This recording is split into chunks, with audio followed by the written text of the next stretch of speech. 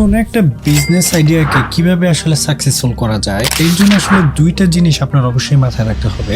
একটা হইতেছে লাগা থাকার মন মানসিকতা, আর একটা হইতেছে ফ্লেক্সিবিলিটি। মানে লং টার্মের জন্য আপনার লাগা থাকার মন মানসিকতা থাকতে হবে, কারণ যখন একটা বিজনেস শুরু করতে যাবেন তখন অনেক রকমের বাধা আসবে, অনেকে নেগেটিভ কথা বলবে, অনেক ধরনের প্রবলেম আসবে। এইগুলা যখন আপনার আসবে তখন যদি মনে হয় যে না আসলে আমার মানে কোনো ব্যবসা আসলে করা উচিত না, কোনো রেস্টুরেন্ট আসলে করা উচিত না, তখনই আপনি আসলে হারা যেতেছেন। কিন্তু আপনার সেজন্য লং টার্মের যে বেসিক প্ল্যানটা থাকতেছে না ওইটাতে আপনি অটল থাকবেন।